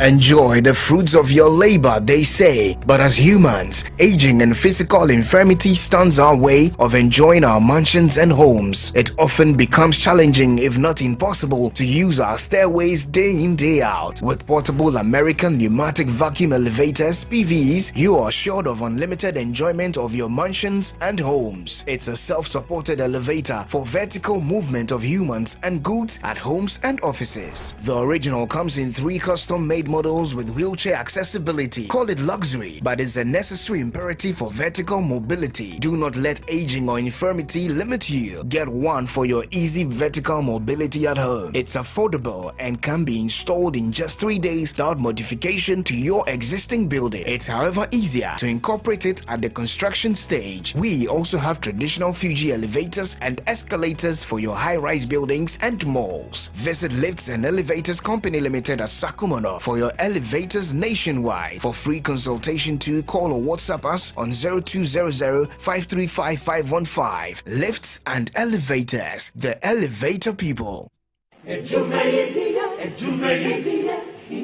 In life, choice is good, but choice plus safety is way better. Your safety and comfort is paramount. Under the cylinder recirculation model, you can buy LPG in a safe environment. All cylinders are inspected and maintained to the best safety standards, so your safety is assured. Just take your empty cylinder to the nearest exchange point and swap it for a filled cylinder. Different cylinder sizes will be available to meet your pocket size. Imagine cooking in a smoke-free environment. This will improve the health and well-being of you and your family. Choose LPG in a safer model of distribution. Cylinder recirculation model, securing your safety, creating more jobs. A message from the National Petroleum Authority under the patronage of the Ministry of Energy. Betway is your gateway to a theme park full of gaming excitement. A whirlpool of wonder where your favorite games come to life. Where you can take to the skies with max payouts that reach into the millions. All in the palm of your hand. Visit betway.com.gh. Terms and conditions apply. Betway is regulated by the Gaming Commission of Ghana. No under 18. Bet responsibly. Betway. Bet your way. Who wins the Ultimate Energy Personality of the Year at the 7th edition of your prestigious Ghana Energy Awards? Under the theme, Ghana's Energy Transition Framework, Sector Institutions as Building Block for the 2030 to 2040 target. You can nominate yourself or an institution for categories such as CEO of the Year, Energy Investment Impact Award, Energy Signature Award, Rising Star, Energy Reporter of the Year, and many more. Nominations open until 29th September. Visit www.GhanaEnergyAwards.com or www.graphic.com.gh. For enquiries and sponsorship, call 055-930-0631. Endorsement, validation, industry partners, media partners, Metro TV, Graphic News Plus. Ghana Energy Awards, 7 years of redefining excellence. Masanabo, Masiamba. They say, you see, you call cashless. They get cashless here. You say, you can be a wish in your office. You see, the power up or back. And also, another you'll be beer. Set up as auto credit. Set up as auto credit and do what you should. So, what problem be up as a issue for after he answer overcome power up. So, and one on the 2 assembly up. So, only smartphone and money how. And there's only data and so and it's new memory. And one said, who bring your young phone. Oh, sorry. Open your phone. No one direct *226# You are through there. You see the power app no. Mobile money, Visa card, Mastercard, a BHP here. You let me see you see the power app. I want to show a down some. It's simple.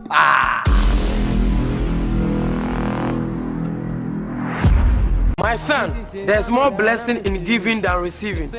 When you fear for you and cover the makers in Strano. The pneumatological aberration of the Lord revealeth unto me this night that me and my household should go out into the world and bless the world. Makers Electronics Company Limited. Emma up to 67% discount. Our selected appliances. This is what I call quintessential immaculatability. The Makers Electronics Company Limited. Ewo Taifa Burkina Highway. Amasama Zongo Junction. At the K Pharmacy Dining. Oyer Fateman Boga Junction. Ashaman Valco Flat. Kumasi. Ahinema Kokobin. Asafu Wachi Hospital Junction. Sakradi. Number 9 Market. Tell mom and dad about the Makers Blessing Attack program. From 0552 222 253 and 0552 222 254. Terms and conditions apply. The same got to moon. Yamawako about the button Nadum Auto Fix and Accessories. Ahadie, a bano KSC near Wakadia. Ubenya Biwaha. Kabian in the house, any new here. Yansu ye wo hwenim de fu a obeso anu yi ama. Nadum Auto Fix and Accessories ye dwumedie de. Eye 24/7 o. Ye siesie wo engine, wo brake, battery, yesesa wo tire. Se ba no car wash de a. Ye wo abefun fidie biti se steamer ye de horo car engine abra nsuo nko engine nim. Ye san ye detailing metre se ye betwitwu car no mu ba bia ama. Ye wi a ya san polish wo car na ma wo kama. Enye hwe no nko ye san to car batteries, ties, rims, any the keke count. Manadum Auto Fix and Accessories Emma Oka and Sini Dadem, then word you mama. Shisha Yechida Quine wa Dansuman, I saw it down who are any KFC boy Henimu, a one crying. So open information and answer and Bisabia, Fresh 024 651 9369. Nadum Auto Fix and Accessories. O quine so young quapa papa. Anti-cavity, gum protection, brighter teeth and fresh breath. I'm a Missy Wayne. The Pacho Bantama. Machasi.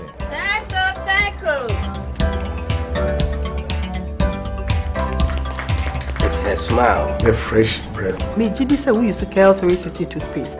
Some kind. Kel 360 toothpaste. That's Kia. Kel 360 toothpaste.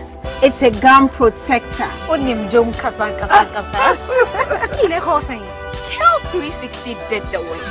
It's cool mint. Gives me fresh breath and your confidence booster.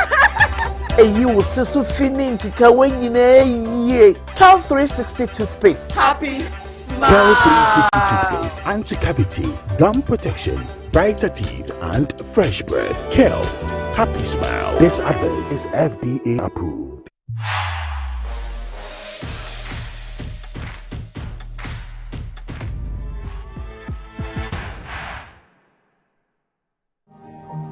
I will never leave my club.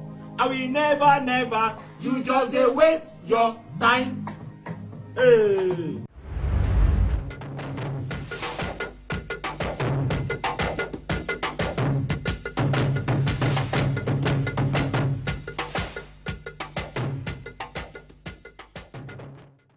Right, we know you have a lot to say. We wish you could read your messages. We'll get into this quickly. So, from the University of Lincoln, Prince Banser sends a very long message. I'll read just a portion of it. He says, a party in which competition is highly encouraged should ordinarily breed conflict. Whether politically correct or not, competition is part of the democratic process. Competition is the key driver of diverse interest groups in every political party, even though there is absolutely no reasoning for the resignation of Allen from the NPP. In a way, the party should be excited about how far its democratic ethos had evolved. But Paul, have you taken a look at the potential electoral impact of what Mr. Allen has done? His resignation will have little to no impact on NPP's chances of winning any future elections, 2024 inclusive. Well, he goes on, but unfortunately, I have to move on. Thank you for sending in that message. This message says, Kofi Pound from my hand says, to be really sincere, I think the NPP has not been fair to Allen because he has played some vital roles in the party. Now, Abdul Basit Kayani says, why stress? We have DBM. Allen should have analyzed the track after Frantor from Kojo entry. The butterfly is a deceptive animal. Moving on, Citizen Francis says, Alan Kyerematen's departure, though not ideal for our party, offers a chance for the NPP to fortify our position. It's a moment for us to rally together, prioritize grassroots support, and consistently fulfill our commitments to the people of Ghana. Through these efforts, we are poised to secure victory in the 2024 elections. He says, Achia Nanso Mbui. I'm sorry if I butchered that. This message says, the MPP must at this time be serious, focus and work hard, and be serious with their Santima roads and the abandoned projects found in the Ashanti region. The MPP government must be serious now. Greetings to Dr. Baumia. And Joe Dakota from Esekado Ketan says, Alan is not a politician. You should know that the MPP presidential slot is not a chieftaincy institution for the party to have bequeathed the flag bearership to him on a silver platter. It is sad that he is running down the very party that nurtured him into the limelight. No matter how the games he played, the elephant is a winning symbol. Well, Kojo Opoku from New York says, I saw Alan's interview with Bernard Avila yesterday, and I'm convinced without a sniff of a doubt that his intention is to hurt the NPP. Well, Abdul Khomeini says, good evening, Apostle Paul and the entire crew. For myself, I think the NPP should have listened to Darocha and allow Alan to go when he resigned at first. Darocha should be celebrated for seeing what many couldn't see. Regards to Honorable Faluk Aliu Mahama. Let's hear from you, ladies. What do you have to say? All right. So this is coming from Mohammed Yusufa, and Mohammed says, I dare Mr. Alan to organize elections in his movement party to elect their flag bearer. I believe he will still lose the elections that lead his butterfly party. In 2020, Ghanaians lost their lives during the general elections, yet Alan never complained. He even accepted ministerial position under the government who won that election. But today, just a punch on your agent are resigning. This is greediness, coming from Master Planner from Kintampo. He says Chief Alan has been inconsistent with the issue of the IMF. In his interview on Good Evening Ghana in July 2022, he was fully in support of the IMF program, but today, 2023, he's highly against it. Why? Have we changed the IMF program to a butterfly, or what's going on? Antoinette, what do you have for us? Yes, so I'll continue again with Master Planner Junior watching us from Kingston Port. He says, Mr. Paul, listening to Chief Alan's interview in October 2020 and July 2022, he sounded very convincing in defending the government's project. If he had continued on that tangent in his campaign, Honorable Kennedy Japan couldn't have beaten him to the second position. He would have given Dr. Baumia a tough time. I am very sad this evening after listening to this playback interview. His campaign advisors shot him in his foot. They did not help him at all. Lastly, Farouk watching us from Tema. He says, thank you, Honorable Alan, for celebrating the competent delivery of President Akufo-Addo. My worry, however, is why were you so quiet when our government came under attacks? With this articulation, if you had communicated to the public about this fantastic Nana Baumia delivery, we wouldn't have lost so many seats to the NDC. The God of Nana Baumia is using you now to tell Ghanaians about the fantastic delivery of the NPP government. Lastly, Mahami Badim Sugru says, Dr. Mahmoud Baumia is all we know. The direction is clear. Whether Afrofronto or Aponche, we are poised to make Dr. Baumia our next president, inshallah. Honorable Alan has finished his own political career, but my problem is how his current actions in Ghana's politics will haunt his children or grandchildren in the near future. Very bad moves all the time. Who is advising him at all? I hope and pray he finds the light. Back to you, Angelo. Great. So let's hear briefly from our sponsors. We're very grateful for them. Firstly, Nadum Autofix says, Nadum Autofix is the biggest car Metro TV, insightful and inspiring moments. And Bodyworks. We also have in stock car tires of all rim sizes at our whole end retail price. Be free fixing when you buy tires from us, and we are the biggest distributors of used and brand new tires in Ghana. Now, we are located at Dansoman Asori Danho, directly opposite Dansoman KFC and the Shell filling station. Call us on 055-830-8340. We also hear from Almin Alternative Medical Hospital. It says that Almin Alternative Medical Hospital is the first modernized herbal and homeopathy medicine in Ghana.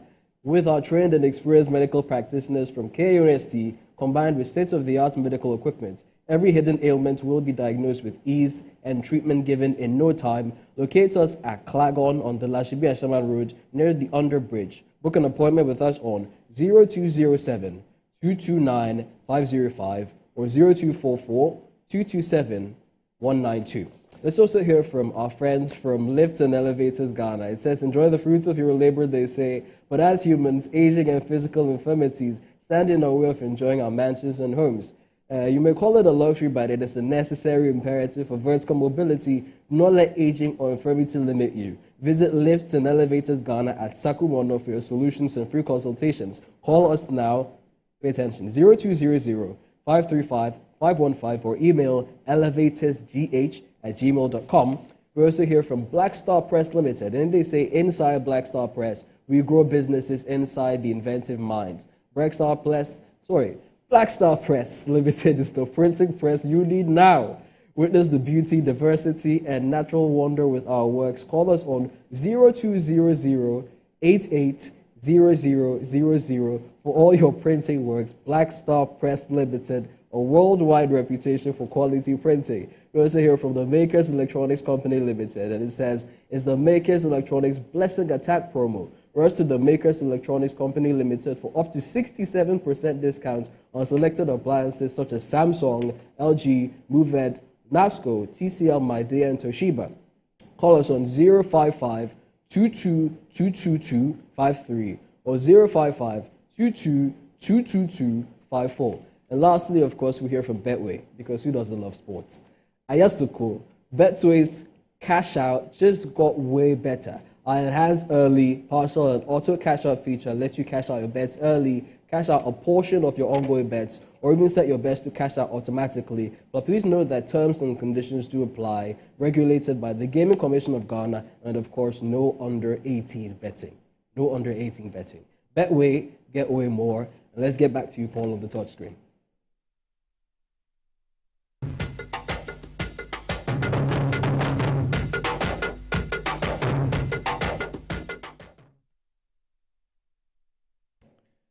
All right, welcome back again to the final part of the show. Just before we get the text messages, now all the breaks are out of the way.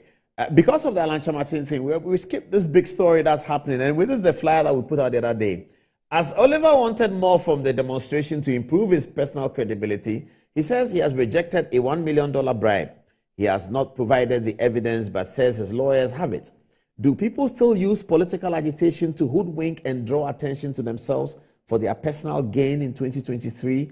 Will Oliver has now bitten so much and he needs to chew it in court. Will he survive? We have an opinion editorial on this one, and so we're going to give you an opinion editorial on this one as well. The little point that we want to make is that when people are doing these agitations, when they do these agitations and all of that, as he's been doing, you get the sense that they really want to draw attention to themselves. And I observed everything that happened during the demonstration and all that. And we have been through this before. We have been through a lot of these things in Ghana before.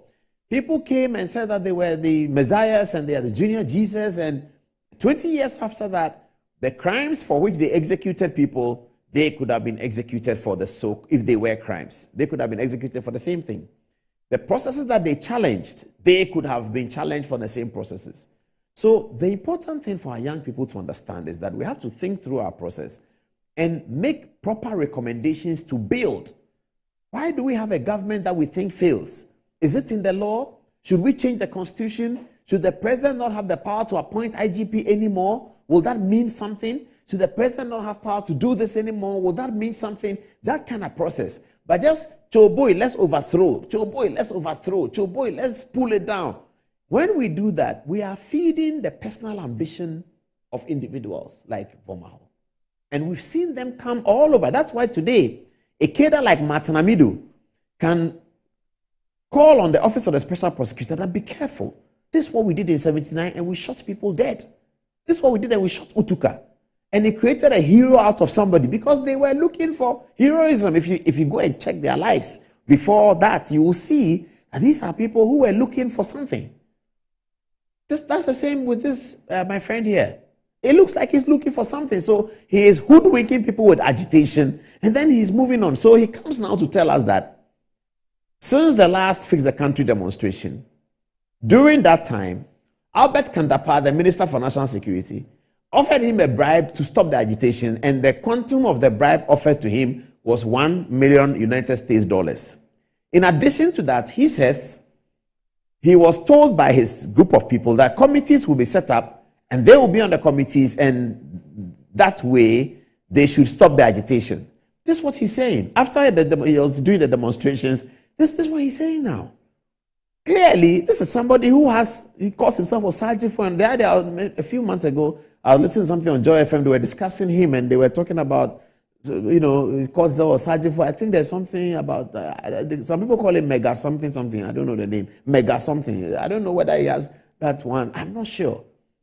So, all I want to tell the young people is that when these things happen, let's think through and say, this is the concrete change that we need. If we're able to do these changes, if in the manifestos that are coming in 2024, when the manifestos are coming, if you cannot show us what you do with that, this is your manifesto, if you bring it here, we'll burn it. We have to change through the systems.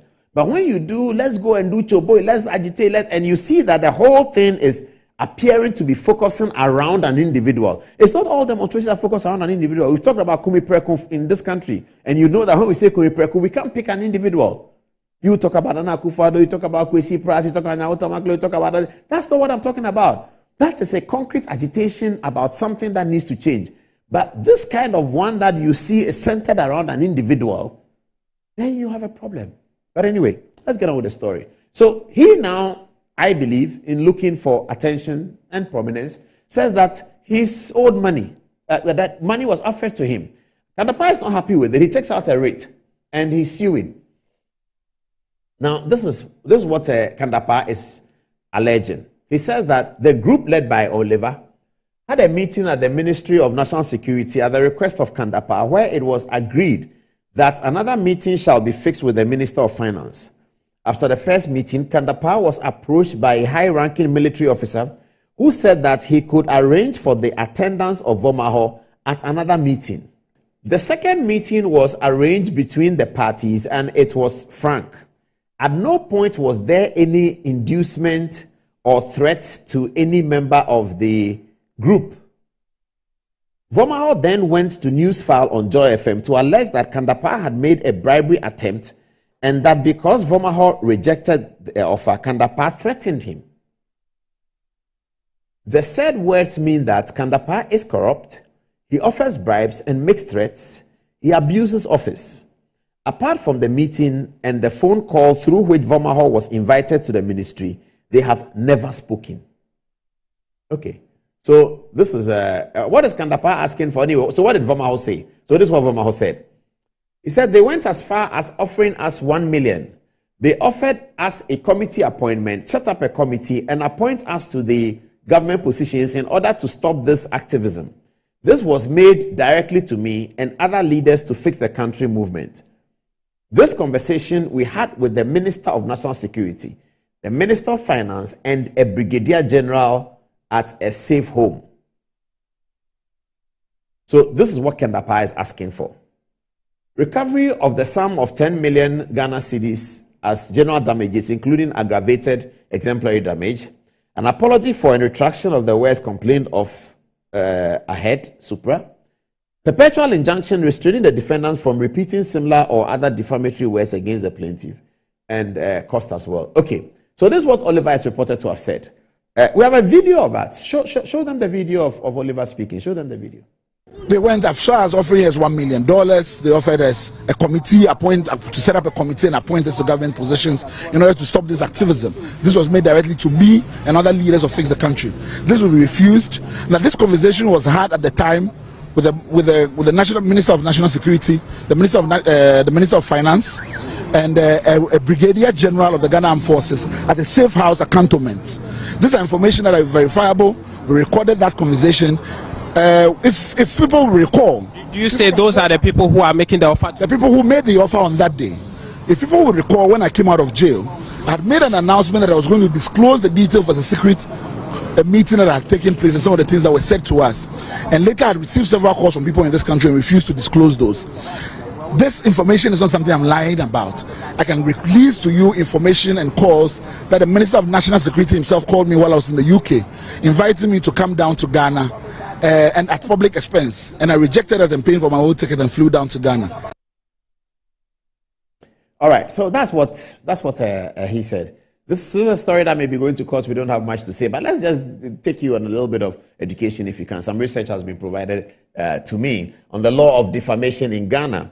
And this is from Professor Kumado's book, A Law of Thoughts in Ghana. It's from pages 238 to 248. This book was published recently in the 2019. Now, Kandapa will need to prove the following elements in order to be successful in a case for defamation. It's as follows. First of all, he needs to show that the words were capable of defamatory meaning. The words used by Oliver Bomahor was capable of defamatory meaning. That's what Kandapa will need to show, that the words are defamatory. Number two, that the words were actually defamatory. So they're capable of being defamatory, and then they are defamatory. That the words referred to the claimant, and that the words refer to Albert Kandapa. That's easy because he mentioned Minister of National Security. So yes, it refers to him. That the words refer to the claimant, and that the words were published by the defendant to at least one person other than the plaintiff. So these are the things that from the textbooks of the law one needs to prove and to establish. Okay, excellent. It's time now for us to take our text messages on what people think about what we have been doing today. I'll hand over to Michael Angelo, who will lead the text message, and thereafter we'll bring the program to a close. So here is text message time with Michael and the ladies. Thank you, Paul. So Isaac IIT says, a whole moderator for a renowned church made same claims about rejecting dollars. He hasn't provided any evidence except the fact that he's a supposed man of God. He says, quote unquote. Continuing, clearly, posterity can say he was just being political. God is the best judge between men. Let's hear from you, Annette. Okay, so this is what Bennett Danso has to say. He says, good evening, Paul Adomotri. I totally support Honorable Kandapa. That young man cannot make frivolous and defamatory allegations against an innocent man and get away with it. He must be made to face the music. Farouk once again from Temba says, big up to Honorable Kandapa for taking this suit action. It's time we insist responsible behavior, I think you mean, from Ghanaians. On what basis did Oliver make these frivolous bribery allegations? I urge Honorable Kandapa to go all out and seek justice. Lately, these NDC surrogates have acquired this evil penchant for soiling people's hard-earned image. Fatih. All right, this is coming from Nuruz Hassan, and he says he's using ignorant people for his personal gains. He must be sued. Coming from Nuruz again, he says he's building attention for future appointments in NDC government. And this coming from Alasan Sadat, he says this guy grieves a lot of attention. Just imagine the kind of lie he has put on himself. Why would someone pay that huge amount for demonstration that hardly gets any numbers? If I were Paul, he wouldn't have gotten such attention. We are aware of them. Everything is sponsored by John Dramani Mahama. This is coming from Nuruz. He says it will be a folly out of anyone to follow Oliver, the guy too empty on what caused people for. And I have messages here on the Mr. Alan analysis. This coming from Mohammed Yusuf. He says, I dare Mr. Alan to organize elections in his movement party to elect his flag bearer. I believe he will lose the elections to lead that his butterfly party. And this is coming from Baba Chairman from Tamale. He says, I still can't believe Mr. Alan we all cherished and held in high esteem is doing and has done this gargantuan and immeasurable damage to himself and his political party. This is also coming from Elam. Elam says, why would the NPP party waste time and energy flogging a dead horse? The man has left the party. All right. Angelo. Thank you. Thank you. Sheila says, Alan the Dreamer. And El Desaki says this interesting message. He says, good evening, Ghana. Good evening, fellow Ghanaians. Good evening, NPP. The butterfly is in reality a very beautiful insect, yes it is, but it is also a fact that it is not stable in taking decisions as it moves from one place to another, and thereby making it difficult for it to have many companions enjoying its nice scent for long. May we live long to be guided by history. This is an interesting message coming from El Desaki, watching us from Kumasi. And before we sign off, I'd like to say a very happy birthday to Bless Kezia, the makeup artist. She is about 40% the reason I look this good on camera. So a happy birthday to you, Kezia. And from myself, from production, from Paul, watching us from a remote location, if you'll drink, don't drive, as Paul says. Hug your wife, kiss your mother. So that you can know what a brother means to you and a sister means to you in church, how you can partake of grace and all these. They are all part of the foundational nourishment the Holy Ghost gives to you through the shepherding in that place. Number 3, I've already even mentioned that in the process, is to nourish you to possibly begin the work of the ministry at the general level. So for instance, if maybe God called you, let's take myself as an example. Of course, God knew that you were sending me as a messenger for this age, but I didn't start this way. When I came into being, I was also somewhere. We went for evangelism together. I was a driver.